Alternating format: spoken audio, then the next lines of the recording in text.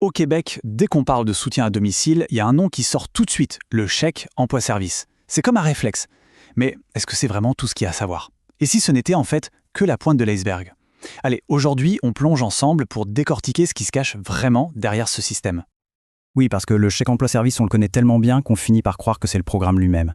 Mais la vraie question, c'est est-ce que c'est toute l'histoire? Je vous dis tout de suite, la réponse risque de vous surprendre. Bon, pour commencer, mettons les choses au clair. Partons de ce qu'on connaît tous. C'est quoi, au juste, ce fameux chèque emploi-service, le CES? Et voilà, premier élément crucial à comprendre, le CS, ce n'est pas le programme. C'est un outil de gestion. Pensez-y un peu comme une application qui gère les paiements pour vous. Il a été créé pour deux raisons bien précises. D'un côté, simplifier toute la paperasse et de l'autre, lutter contre le travail au noir. C'est un moyen, pas une fin. Alors concrètement, comment ça marche?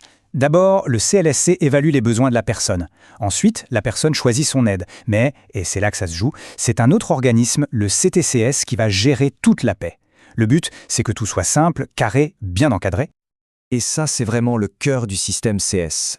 L'argent, il ne passe jamais par les mains de l'usager. Ça part du CLSC, ça va à l'organisme qui gère la paie et hop, directement à l'employé. On gère l'humain, oui, mais pas le portefeuille. C'est simple, c'est sûr, mais ça veut aussi dire qu'on laisse le contrôle financier à quelqu'un d'autre. Ok, maintenant qu'on a vu la surface, on va creuser un peu. Parce que cet outil de gestion, le CES, il fait en fait partie d'un programme beaucoup plus grand et pas mal plus vieux. Et ce programme, le voici. L'allocation directe. C'est lui, le vrai programme. C'est lui qui donne le droit à une personne de devenir l'employeur de son aide. Le chèque emploi-service, lui, n'est qu'une des façons possibles de gérer l'argent qui vient avec cette allocation. Et les objectifs de ce programme-là, ils sont très clairs. On parle d'autonomie et de soutien. Le but, c'est de donner le pouvoir à la personne de monter son équipe, d'organiser son propre horaire et en même temps d'alléger un peu le poids qui pèse sur les proches. C'est ici que ça devient vraiment intéressant. Parce que ce programme d'allocation directe, il n'offre pas juste une voie, mais bien deux options, deux chemins possibles.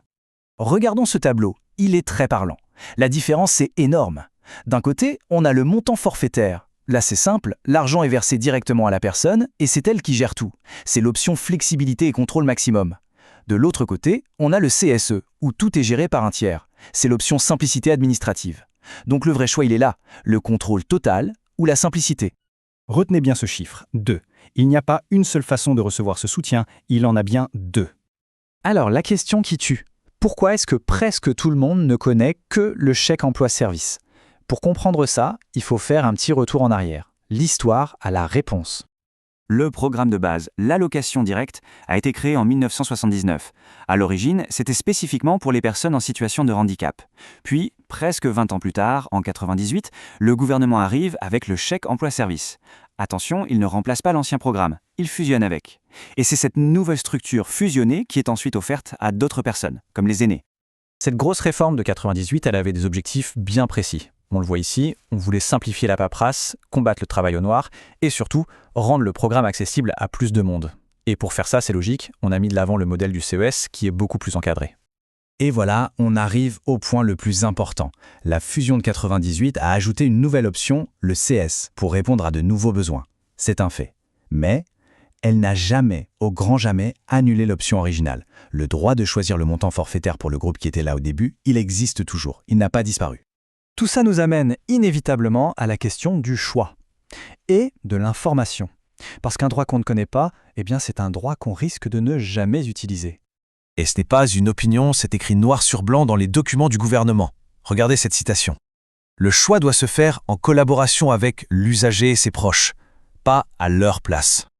Évidemment, ce choix n'est pas un chèque en blanc. Il est conditionnel. Il y a une évaluation clinique faite par le CLSC, la sécurité de la personne, le type d'aide nécessaire, tout ça entre en ligne de compte.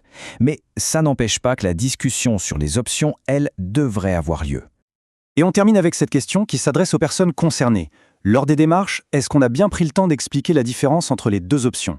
Est-ce qu'on a présenté le montant forfaitaire comme une vraie possibilité, au même titre que le chèque emploi-service?